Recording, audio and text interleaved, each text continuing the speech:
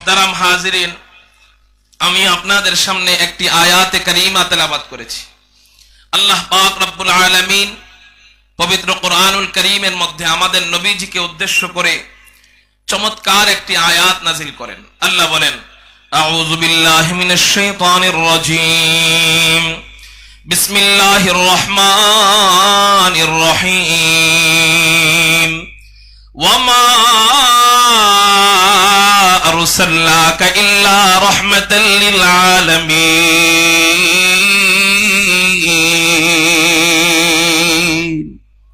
আল্লাহ বলেন, হে রাসূল, আমি আপনাকে গোটা জগতের জন্য, গোটা জগৎবাসীর জন্য রহমত স্বরূপ প্রেরণ করেছি। একটু চিৎকার দিয়া বলেন সুবহানাল্লাহ। রহমত শব্দের অর্থ হলো দয়া, মায়া। এর বিপরীত শব্দ হলো গজব, অর্থ রাগ, ক্রোধ। রহমত শব্দের অর্থ দয়া। আল্লাহ আমাদের নবীজিকে গোটা জগতের জন্য, গোটা জগৎবাসীর জন্য দয়া দিয়ে পাঠিয়েছেন। একটু চিৎকার দিয়ে বলেন আলহামদুলিল্লাহ। এখন গোটা জগৎ, এই গোটা জগতের মধ্যে কত মাখলুক আল্লাহ বানিয়েছেন, প্রত্যেকটা মাখলুকের জন্য আমার নবী রহমত। কিভাবে রহমত, এটা নিয়ে আলোচনা করতে গেলে আলোচনা লম্বা হয়ে যাবে। গোটা জগতের মধ্যে আছে আসমান, আমার নবী আসমানের জন্য কিভাবে রহমত। গোটা জগতের মাঝে আছে জমিন, আমার নবী জমিনের জন্য কিভাবে রহমত। সমগ্র জগতের মাঝে আছে জিন জাতি, আমার নবী জিন জাতির জন্য কিভাবে রহমত। সমস্ত জগৎবাসীর মাঝে আছে ফেরেশতা জাতি, আমার নবী ফেরেশতাদের জন্য কিভাবে রহমত। এরকম করে করে একটা করে জগতের প্রকার আলোচনা করতে গেলে আলোচনা করাও সম্ভব না, যতটুকু জানি শেষ করাও সম্ভব না। তাই বলে কি আলোচনা করব না? জানতে হবে না আমাদের? হ্যাঁ, অবশ্যই জানতে হবে। আজকে আলোচনা করব, অল্প সময়ে আমি আলোচনা করব আমার নবী মানব জগতের জন্য কিভাবে রহমত। কোন জগতের জন্য? মানব জগতের জন্য কিভাবে রহমত। এক ভাত টিপ দিলে সব ভাতের খবর পাওয়া যায়। আমরা মানব জগতের জন্য আমার নবী কিভাবে রহমত, এটা জানার দ্বারা এটাও জেনে নিব যে আমার নবী সমগ্র জগতের জন্য কিভাবে রহমত। মানুষদের মানব জগতের জন্য কিভাবে রহমত, এটা বুঝতে গেলে আগে বুঝতে হবে মানুষদের মধ্যে বিভিন্ন শ্রেণী আছে। যেমন মানুষদের মধ্যে কেউ সাহাবী, মানুষদের মধ্যে কেউ আল্লাহওয়ালা মুত্তাকি বান্দা, মানুষদের মধ্যে কেউ মুমিন বান্দা, মানুষদের মধ্যে কেউ আলেম, মানুষদের মধ্যে কেউ হাফেজ, মানুষদের মধ্যে কেউ গায়রে আলেম, মানুষদের মধ্যে কেউ শিশু বাচ্চা, মানুষদের মধ্যে কেউ ইতিম বাচ্চা, মানুষদের মধ্যে কেউ যুবক, মানুষদের মধ্যে কেউ বুড়ো, মানুষদের মধ্যে কেউ পুরুষ, মানুষদের মধ্যে কেউ নারী, মানুষদের মধ্যে কেউ গুনাহগার, মানুষদের মধ্যে কেউ মুনাফিক, মানুষদের মধ্যে কেউ মুসলিম, মানুষদের মধ্যে কেউ অমুসলিম, মানুষদের মধ্যে কেউ ব্যবসায়ী, মানুষদের মধ্যে কেউ কর্মজীবী, মানুষদের মধ্যে কেউ কন্যা, মানুষদের মধ্যে কেউ ছেলে সন্তান, মানুষদের মধ্যে কেউ পিতা, মানুষদের মধ্যে কেউ মাতা, মানুষদের মধ্যে অনেকে আত্মীয় স্বজন। বলে আমার নবীজি মানুষদের মধ্যে এই যে এত শ্রেণী গেল, কোন শ্রেণীর জন্য রহমত? সব শ্রেণীর জন্য রহমত। কিভাবে, ওইটাই বোঝানোর চেষ্টা করব যে আমার নবীজি সব শ্রেণীর জন্য কিভাবে রহমত। মানুষদের মধ্যে এক নম্বর শ্রেণী, মানুষদের মধ্যে নবীদের পরে সবচেয়ে দামি শ্রেণী কারা? সাহাবায়ে কেরাম। সাহাবীদের মাঝে আবার সবচেয়ে দামি শ্রেণী চারজন, আল্লাহর রাসূলের খলিফা। এই চারজন কারা? হযরতে সিদ্দিক আকবর, আবু বকর রাদিয়াল্লাহু তাআলা আনহু।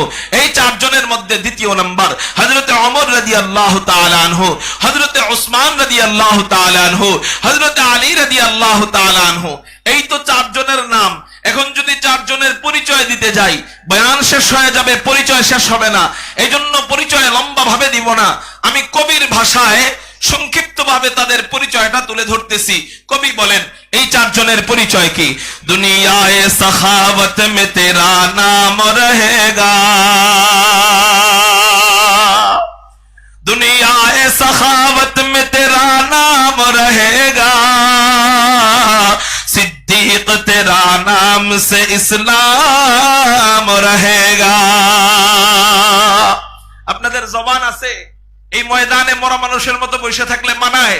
আকাশ পাতাল প্রকম্পিত করে চিৎকার দিয়ে বলেন আল্লাহু আকবার। এই সাউন্ডটা আপনাদের থেকে চাই, পাবো তো ইনশাআল্লাহ? दुनियाए सखावत में तेरा नाम रहेगा, सिद्दीक तेरा नाम से इस्लाम रहेगा। दुनियाए अदालत में तेरा नाम रहेगा, दुनियाए अदालत में तेरा नाम रहेगा, उम्र तेरा नाम से इस्लाम रहेगा, उम्र तेरा नाम से इस्लाम रहेगा।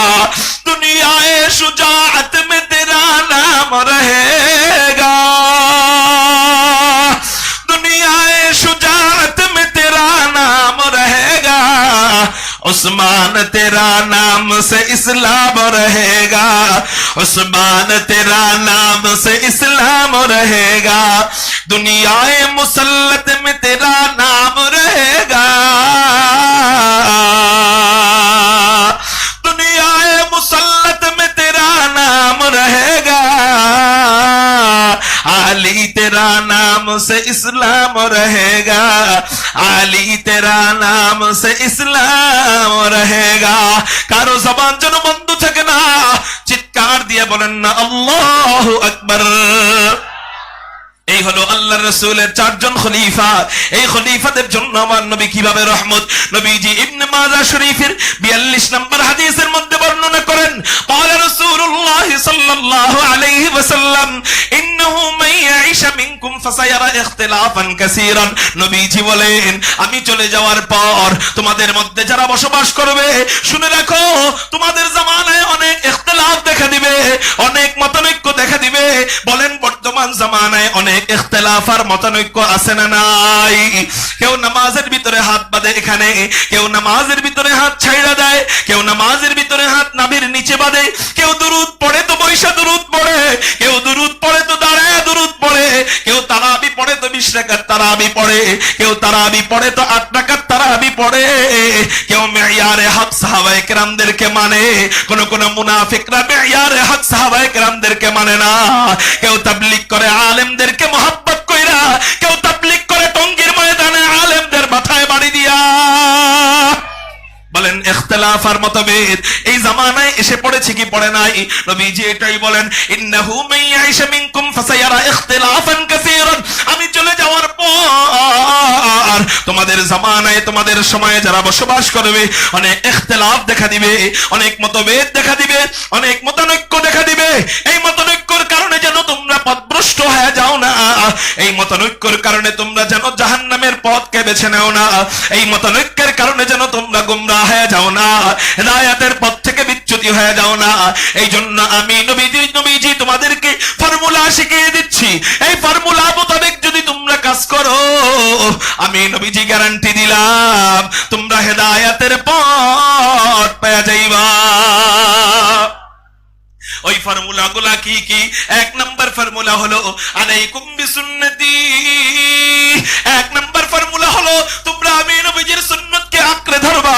তোমার ব্যক্তিগত জীবন, তোমার ব্যবসায়ী জীবন, তোমার পারিবারিক জীবন, তোমার রাষ্ট্রীয় জীবন, তোমার সামাজিক জীবন, তোমার প্রত্যেকটা জীবনে প্রত্যেকটা সেক্টরে আমি নবীজির সুন্নতকে আঁকড়ে ধরবা। 2 নম্বর ফর্মুলা হলো ওয়াসুন্নাতিল খুলাফা'ইর রাশিদিনাল মাহদীন। 2 নম্বর ফর্মুলা হলো আমি সুপথ প্রাপ্ত খলিফাদেরকে রেখে গেলাম, হিদায়াত প্রাপ্ত খলিফাদেরকে রেখে গেলাম, জান্নাতের সার্টিফিকেট প্রাপ্ত খলিফাদেরকে রেখে গেলাম। এই খলিফাদের সুন্নতকে তোমরা আঁকড়ে ধরবা তো তোমরা জান্নাত পেয়ে যাইবা। তাহলে এই হাদিসের মধ্যে নবীজি খলিফাদের ব্যাপারে যে শব্দ চয়ন করলেন, নবীজি বললেন আল খুলাফা আর রাশিদিন আল মাহদিন।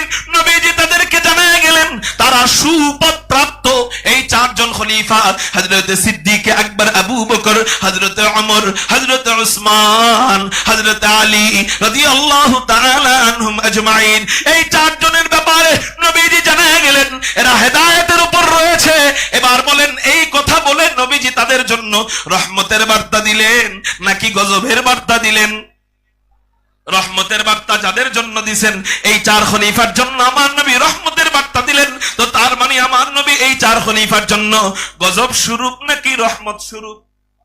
তাহলে আমরা পাইলাম মানব জগতের জন্য কিভাবে রহমত, এটা বুঝতে যায় আমরা বুঝলাম মানুষদের মধ্যে এক নাম্বার শ্রেণী আমার নবীজি চার খলিফার জন্য রহমত। একটু চিৎকার দিয়া বলেন সুবহানাল্লাহ।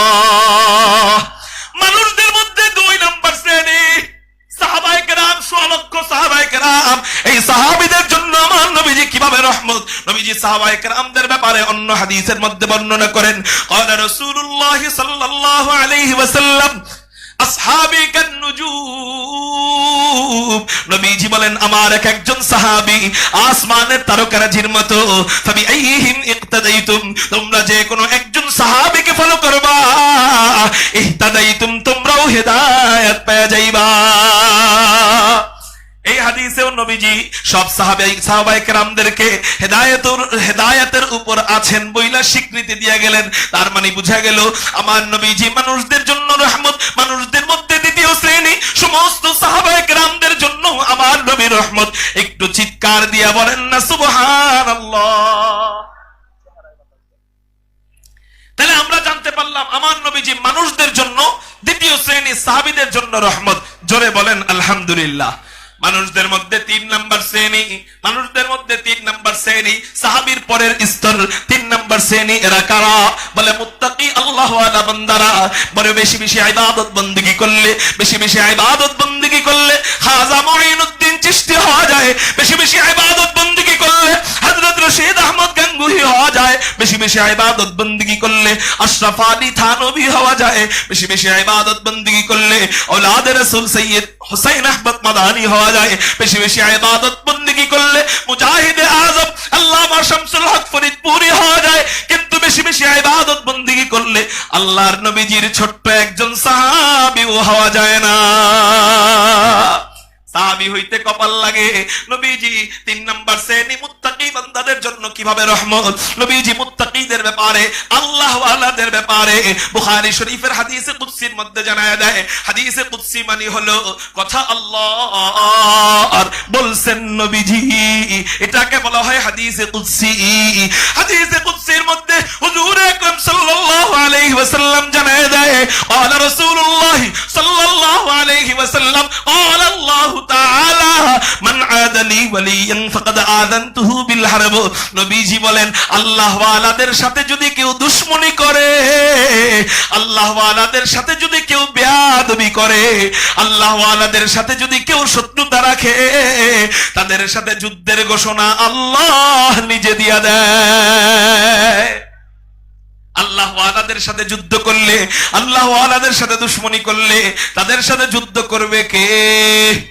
আওয়াজ হয় নাই, চিৎকার দিয়া বলেন তাদের সাথে যুদ্ধ করবে কে? আল্লাহ ওয়ালাদের সাথে। এই জন্য ভাই আমি না করব না যে আপনি রাজনৈতিক দল করবেন না। আমি বলবো আপনার যদি বিএনপি করতে মনে চায় করেন, আপনার যদি আওয়ামী লীগ করতে মনে চায় করেন, আপনার যদি জামাত করতে মনে চায় করেন, কিন্তু আপনার দলকে টিকায় রাখতে যায় কোন ওলির সাথে দুশমনি করবেন না তো ইনশাআল্লাহ। কারা কারা রাজি আছেন আল্লাহু আকবার বলে দুই হাত আল্লাহরে দেখান। রাজি আছেন ইনশাআল্লাহ? আল্লাহ তুমি কবুল করো, বলি আমিন। সবাই বলি আমিন। মেরে মুহতারাম ভাইও, ওলিদের তাওয়াজ্জু এবং বরকত, রুহানি ফয়েজ আল্লাহ আমাদেরকে দান করেন। সবাই বলি আমিন। মেরে মুহতারাম ভাইও, নবীজি জানায় দিলেন মান আদালি ওয়ালিয়ান ফাকাদ আযানতুহু বিল হারব। আল্লাহ ওয়ালার সাথে দুশমনি করলে তার সাথে যুদ্ধ করেন কে? তাইলে ওলিদের ব্যাপারে আমার নবী গজবের বার্তা দিলেন না রহমতের বার্তা দিলেন? রহমতের বার্তা দিয়ে আমার নবীজি ওলিদের জন্য রহমত হয়ে গেলেন। জোরে বলেন সুবহানাল্লাহ। মানুষদের মধ্যে কয় শ্রেণী পাইলাম? তিন শ্রেণী। মানুষদের মধ্যে চার নাম্বার শ্রেণী মুমিন বান্দা। মুত্তাকির পরের স্তর হলো মুমিন বান্দা। আল্লাহ পাক কুরআনুল কারীমের মধ্যে ইরশাদ করেন, আউযু বিল্লাহি মিনাশ শাইতানির রাজীম, বিসমিল্লাহির রহমানির রহিম, ইয়া আইয়ুহাল্লাযীনা আমানুত্তাকুল্লাহ ওয়া কুনু মা'আস সাদিকিন। আল্লাহ বলেন হে ঈমানদার বান্দারা, ইত্তাকুল্লাহ, আল্লাহ আল্লাহকে ভয় করো, মানে হে ইমানদার বান্দারা তুমি মুত্তাকি হয়ে যাও। তার মানে বুঝে গেল মুত্তাকি আলাদা, ইমানদার আলাদা। মুত্তাকি হলো উপরের অবস্থান করে, উপরের স্তর হলো মুত্তাকি, তারপরের স্তর হলো মুমিন বান্দা। আমার নবীজি মুমিনদের সম্পর্কে কি বলেন, মুমিনদের জন্য আমার নবীজি কিভাবে রহমত, নবীজি ইবনে মাজাহ শরীফের হাদিসের কিতাবের মধ্যে জানায় দেয়। হযরত আব্দুল্লাহ ইবনে ওমর রাদিয়াল্লাহু তাআলা আনহু বর্ণনা করেন, তিনি বলেন রাআইতু রাসূলুল্লাহ সাল্লাল্লাহু আলাইহি ওয়াসাল্লাম ইয়াতুফু বিল কাবা, আমি দেখতে পাইলাম হুজুর আকরাম সাল্লাল্লাহু আলাইহি ওয়াসাল্লামকে কাবা শরীফ তওয়াফ করতে। তো কাবা শরীফ তওয়াফ করার সময় ওয়াকুল, নবীজি কাবাকে উদ্দেশ্য করে বলতে লাগলেন মা আতিয়াবাকি, হে কাবা তুমি কতই না উত্তম, ও মা আতিয়াবারি হাকি, হে কাবা তোমার গ্রাম কতই না আকর্ষণীয়, ও মা আযমাকি, হে কাবা তুমি কতই না মহান, ও মা আযমা হুরমাতাকি, হে কাবা তোমার সম্মান আল্লাহর কাছে কতই না উঁচু। কিন্তু কাবা তুমি কি জানো তোমার চেয়েও আল্লাহর কাছে দামি কে? হে কাবা তুমি কি জানো তোমার সম্মানের চেয়েও আল্লাহর কাছে কার বেশি সম্মান? নবীজি নিজেই প্রশ্ন করেন, নিজেই জবাব দেয়, নবীজি নিজেই জবাব দেয় ওয়াল্লাযী নাফসু মুহাম্মাদিন বিয়াদিহি, ওয়াল্লাযী নাফসু মুহাম্মাদিন বিয়াদিহি, যেই সত্তার হাতে আমি মুহাম্মাদের জীবন, সেই সত্তার শপথ করে বলতেছি রে কাবা, লা হুরমাতুল মুমিনি আযমু ইনদাল্লাহি হুরমাতাম মিনকি মালিহি ওয়া দাবিহি। ও কাবা একজন মুমিনের জান, একজন মুমিনের মাল, একজন মুমিনের সম্মান, ও কাবা তোমার চেয়েও আল্লাহর কাছে কোটি কোটি গুণ বেশি। আলহামদুলিমান কদ্দারা খাইরাও ওয়া খাবালা ওয়াশ শুকরু লিমান সাওয়ারা হুসনাও ওয়া জামালা ফারদুন সামাদুন আন সিফাতিল খালকি বারিউন। আপনাদের সাউন্ড কমে গেছে, আকাশ পাতাল প্রকম্পিত করে একটু চিৎকার দিয়ে বলেন না আলহামদুলিল্লাহ। ফারদুন সামাদুন আন সিফাতিল খালকি বারিউন রাব্বুন আযালিয়্যুন খালাকাল খালকা কামালা আলআনা কামা কানা ওয়া লাম ইয়ালকা যাওয়ালা আলআনা কামা কানা ওয়া লাম ইয়ালকা যাওয়ালা লা শিবহা ওয়ালা মিসলা ওয়ালা আম্মা ওয়া ক্বালা লা শিবহা ওয়ালা মিসলা ওয়ালা আম্মা ওয়া ক্বালা मैं ढूंढ रहा कहाँ है दरबार इलाही, मैं ढूंढ रहा कहाँ है दरबार इलाही, मोहब्बत में तेरा दम बदम रखना है मौला, मोहब्बत में तेरा दम बदम रखना है मौला, मोहब्बत में तेरा दम बदम रखना है मौला, तेरा नाम मजीना है तेरी नाम में मरना, हमें तू दोस्त बना ले, हमें तू मस्ती बना दे। आमीन बोलो ना आमीन। हमें तू दोस्त बना ले, हमें तू मस्ती बना दे, हमें तू प्यार बना ले, हमें तू यार बना ले, हमें तू प्यार बना ले, हमें तू यार बना ले, तू खुदा बंदे अमीनी, तू खुदा बंदे शिमाली, तू खुदा वंदे यमीनी, तू खुदा वंदे शिमाली, तू खुदा वंदे अरादी, तू खुदा वंदे समावी, तू खुदा वंदे अरादी, तू खुदा वंदे समावी, तू खुदा मालिक फिरदौस, खुदा खालिक तू ना, तू खुदा मालिक फिरदौस, खुदा खालिक तू नार, तूने फरमानो के रहमन, तू गुनहगारों के गफ्फार, तूने फरमानो के रहमन, तू गुनहगारों के गफ्फार। कारो जबान যেন বন্ধ থাকে না, চিৎকার দিয়ে বলি না আল্লাহু আকবার। তাহলে কাবার চেয়ে দামি কে? জবাব দেন, কাবার চেয়ে দামি কে? মুমিন বান্দা। নামাজ না পড়া মুমিন হওয়া যায়, দাড়ি কাইটা মুমিন হওয়া যায়, মিথ্যা কথা বইলা মুমিন হওয়া যায়, মুনাফিকি কইরা মুমিন হওয়া যায়, সাহাবায়ে কেরামদেরকে গালমন্দ করে মুমিন হওয়া যায়, উলামায়ে কেরামদের সাথে না থাইকা তাদের বিরোধিতা করলে মুমিন হওয়া যায়। আমরা যদি মুমিন হতে চাই আজকে আমরা কমপক্ষে দুইটা জিনিসের ওয়াদা দিব। ফরজ আমলের মধ্যে সবচেয়ে বড় আমল নামাজ, সুন্নতের মধ্যে সবচেয়ে বড় আমল দাড়ি। এই দুইটা জিনিসের ওয়াদা দিয়ে ইনশাআল্লাহ এই ইজতেমা থেকে আমরা শুরু করব। এক নাম্বার ওয়াদা, আমরা জীবনে হুঁশ থাকা অবস্থায় আমরা নামাজ ত্যাগ করব না। আমি খেতে কাজ করতেছি, নামাজের সময় হয়ে গেছে, আমি যদি ক্ষেতের ফসলগুলা রেখে মসজিদে চলে যাই, আমার ফসল কেউ চুরি করে নিয়ে যেতে পারে। তাহলে দরকার নাই, আপনি ওই জায়গায় দাঁড়ায়া ওযুটা বানায়া আপনি আল্লাহর দরবারে হাজিরা দেওয়া শুরু করে দেন, নামাজ শুরু করে দেন। আপনি ভ্যান চালাইতেছেন, নামাজের আগ মুহূর্তে কিছু প্যাসেঞ্জার উঠছে, আপনি তাদেরকে জানায়া দেন আমি অনেক দূর তোমাকে নিয়ে যাব, যদি নামাজের সময় মাঝখানে হয়ে যায় আমি তোমাদেরকে দাঁড় করায়া মসজিদের বারান্দায় অন্তত নামাজটা পড়ে নিব। চিৎকার দিয়ে বলেন রাজি আছেন কারা কারা? এক ওয়াক্ত নামাজও আর ছাড়বো না। আল্লাহু আকবার বলে হাত উঠাই। রাজি আছেন ইনশাআল্লাহ? হাত নামান। দুই নম্বর ওয়াদা হযরত, আমরা আর জীবনে কখনো দাড়ি কাটবো না। রাজি আছেন কারা কারা? আল্লাহু আকবার বলে দুই হাত আল্লাহরে দেখায় দেন। রাজি আছেন ইনশাআল্লাহ? আল্লাহ আমাদের এই হাতকে কবুল করুক, বলি আমিন। তো কি হবে?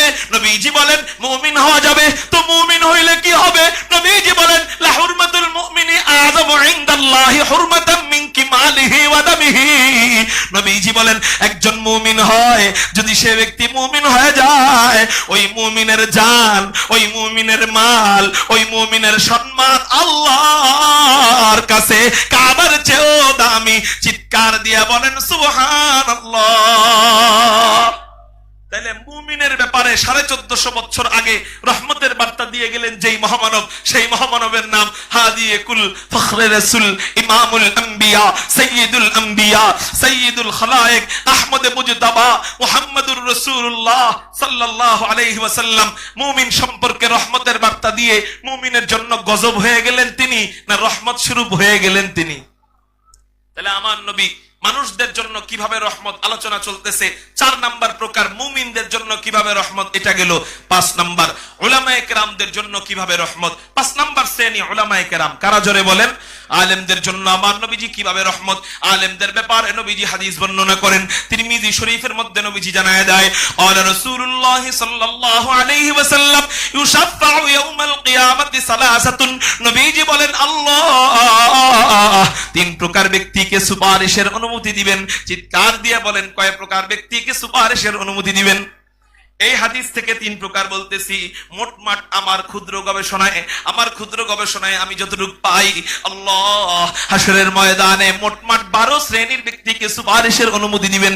তবে এই হাদিস থেকে জানা যায় আল্লাহ 3 প্রকার ব্যক্তিকে সুপারিশের অনুমতি দিবেন।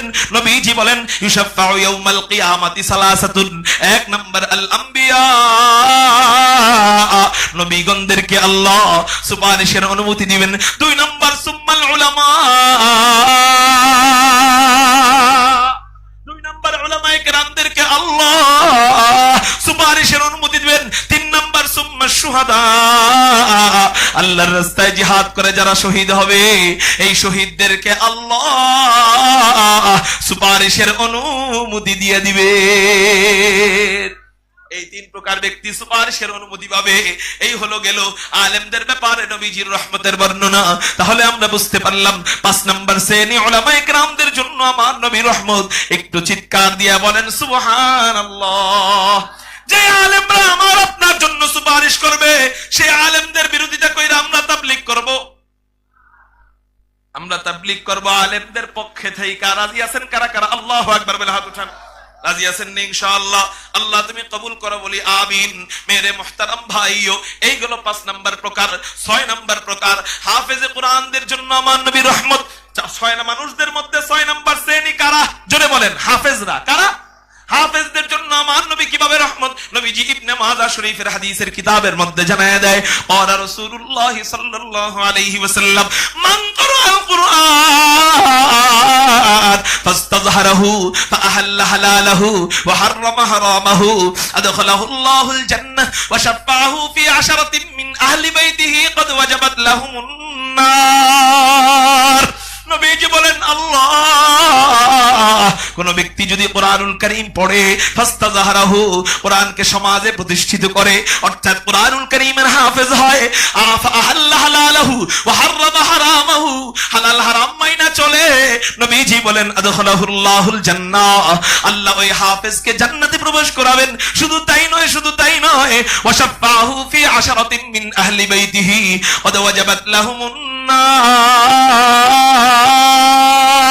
নবীজি বলেন আল্লাহ ওই হাফেজকে বলবেন, ও হাফেজ বাচ্চা, ও হাফেজ সন্তান, ও হাফেজ বান্দা, যা যা যা, তোর পরিবার থেকে যারা জাহান্নামে চলে গেছে এমন জাহান্নামীদের থেকে 10 জনকে সুপারিশ করে জান্নাতে নিয়ে যা। আচ্ছা, সব বয়ান তো মুখস্থ থাকবে না, সব বয়ান তো মুখস্থ থাকা জরুরিও না। আমি আপনাদেরকে সব মুখস্থ করানোর জন্য আসি নাই, কিন্তু একটা কথা মুখস্থ রাখেন, এটা আমল করেন, ইনশাআল্লাহ সুম্মা ইনশাআল্লাহ আপনার জান্নাতে যাওয়া নিশ্চিত হয়ে যাবে। সেটা কি? সেটা হলো ভাই, আপনার আমার নেক আমলের বদৌলতে আমি জান্নাতে যেতে পারবো, এর কোনো গ্যারান্টি আমি দিতে পারবো? মিজানের পাল্লা হবে দুইটা, একটা হলো নেকের পাল্লা আর একটা হলো বদের পাল্লা। নেকের পাল্লা যদি হালকা হয়ে যায়, বদের পাল্লা যদি ভারী হয়ে যায়, আমার জন্য ফারিকুম ফিস সাঈদ, আমার জন্য হয়ে যাবে জাহান্নামের পথ। এবার আমি যদি জাহান্নামী হয়ে যাই, আমার কাছে যদি আরেকটা টিকিট জান্নাতের অগ্রিম থাকে, আমার কোনো টেনশন থাকবে না। কিন্তু ওই সময় আমার বদের পাল্লা যদি ভারী হয়ে যায়, আমার কাছে যদি আর কোনো টিকিট না থাকে, আমার টেনশনের কোনো শেষ হবে না। সেই টিকিট কি?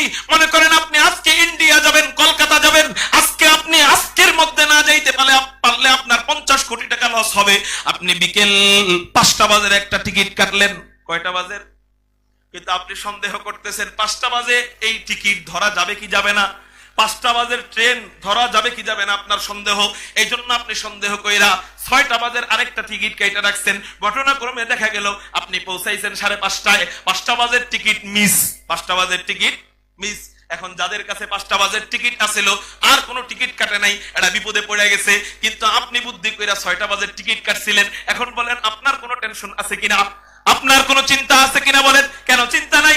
আপনার কাছে তো 6টা বাজের টিকিট আছে, 5টা বাজের টিকিট মিস হয়ে গেলেও 6টা বাজের টিকিট দিয়ে আপনি ট্রেনে উঠে আপনার কাঙ্ক্ষিত স্থানে পৌঁছাইতে পারবেন। এবার আসেন, আপনি জান্নাতে যাবেন, আপনার 5টা বাজের টিকিট কোনগুলা? বলে 5টা বাজের টিকিট ইন্নাল্লাযীনা আমানু ওয়া আমিলুস সালিহাত কানাত লাহুম জান্নাতুল ফিরদাউসি নুজুলা। 1 নাম্বার টিকিট হলো ঈমান এবং আমল। এই ঈমান এবং আমল নিয়ে যদি আপনি যাইতে পারেন, আপনার 5টা বাজের টিকিট কাজে লেগে যাবে। কিন্তু যদি যদি যদি যদি কোনো না কোনো কারণে আপনার 5টা বাজের টিকিট মিস হয়ে যায়, কয়টা বাজের টিকিট? 5টা বাজের টিকিট মিস হয়ে যায়। আপনি বুদ্ধি করে কি করছেন? একটা সন্তানরে আপনি হাফেজ বানায় রেখে গেছেন, একটা সন্তানরে আপনি আলেম বানায় রেখে গেছেন। তো আপনাকে আল্লাহ জাহান্নামে দিয়ে দিতেছে। ফেরেশতারা হাতের মধ্যে আগুনের শিকল পড়াইছে, পায়ের মধ্যে আগুনের শিকল পড়াইছে, গলার মধ্যে আগুনের শিকল পড়াইছে, টাইনা টাইনা জাহান্নামের দিকে নিয়ে যাইতেছে। আপনি ধইরা নিছেন, নিশ্চিত আপনি জাহান্নামী। আপনার জন্য জাহান্নামের দরজা খোলা হলো, সাপগুলা হা কইরা আপনার দিকে তাকাইছে, আগুনগুলা বাড়ানো হইলো, আপনাকে ফেরেশতা লাথি দেওয়া শুরু করবে। এমন মুহূর্তে আপনার কানের মধ্যে আওয়াজ চলে আসছে, আব্বু তুমি কোনো টেনশন করিও না, আমি তোমার সেই হাফেজ আলেম বাচ্চা, আল্লাহ আমাকে পাঠাইছে তোমাকে সুপারিশ করে জান্নাতে নেওয়ার জন্য। আপনার 5টা বাজের টিকিট যদিও কাজে লাগবে না, কিন্তু 6টা বাজের টিকিটটা আপনার কাজেই লেগে যাবে। এই জন্য আজকের এই ইজতেমা থেকে ওয়াদা দিতে পারবেন কারা কারা যে হযরত আমার এখনো সন্তান হয় নাই? আপনারা নিয়ত করেন সন্তান হওয়ার পরে। যাদের সন্তান হয়ে গেছে তারা নিয়ত করবেন এই মুহূর্ত থেকেই। যাদের সন্তান বড় হয়ে গেছে, নানা হয়ে গেছেন, দাদা হয়ে গেছেন, আপনারা নিয়ত করবেন নাতিদের ব্যাপারে। হযরত আমাদের ছেলেদেরকে, আমাদের মেয়েদেরকে, আমাদের নাতি নাতকুরদেরকে আমরা মাদ্রাসায় ভর্তি করাবো, হাফেজ বানাবো, আলেম বানাবো। কেন? যদি আমি আটকে যাই হাসরের ময়দানে, ও আমার ব্যাপারে সুপারিশ করে জান্নাতে নিয়ে যাবে। কারা কারা রাজি আছেন নিজেদের আওলাদদেরকে আলেম হাফেজ বানাবেন? আল্লাহু আকবার বলে 2 হাত আল্লাহরে দেখায় দেন। রাজি আছেন না ইনশাআল্লাহ? হাত নামান, আল্লাহ তুমি কবুল করো। ও মিয়ারা, এখানে বয়ান করবে বড়রা, বয়ান করবে আকাবিররা, বয়ান করবে মুরব্বীরা। আমরা আসলে বয়ানের জন্য না, আমরা সহবত নিতে আসছি, আমরা বরকত নিতে আসছি। আপনাদের থেকে দোয়া চাই, আল্লাহ যেন অধমকে কবুল করে নেন। সবাই বলি আমিন। আল্লাহ যেন আল্লাহ শামসুল হক ফরিদপুরি রাহমাতুল্লাহি আলাইহির কবরকে নূরে নূরান্বিত করে দেন। সবাই বলি আমিন। তার সন্তান আমাদের ছেলে তাজ আল্লামা রুহুল আমিন সাহেব দামাত বরকাতুল আলিয়া, আল্লাহ হযরতের হায়াতে বরকত দান করুক। সবাই বলি আমিন। ও মেরে মুহতারাম ভাইও, আমার পরিশেষের কথা হলো, আমার নবীজি মানুষদের জন্য কিভাবে রহমত, কয়টা শ্রেণী নিয়ে আলোচনা গেল বলেন? আরো শতাধিক শ্রেণী সামনে আছে ইনশাআল্লাহ। কখনো যদি সুযোগ হয় লম্বা আলোচনা তখন করব। আজকের এই 6টা শ্রেণী থেকে আমরা বুঝবো, কি বুঝবো? বলে এক ভাত টিপ দিলে সব ভাতের খবর পাওয়া যায়। এই 6 শ্রেণীর জন্য আমার নবী যেইভাবে রহমত, ঠিক আমার নবী গোটা জগৎবাসীর জন্য একইভাবে রহমত। এটাই আল্লাহ বলেন, ওমা আরসালনাকা ইল্লা রাহমাতাল লিল আলামিন। রাহমাতুল লিল আলামিন খান দশ খুদা বন্দে করিম। রাহমাতুল লিল আলামিন খান দশ খুদা বন্দে করিম। খলকু খুলকু কওলু ফি'লু হাদি সমথে वो हमीद वमा अरसलनाका इल्ला रहमतल लिल आलमीन।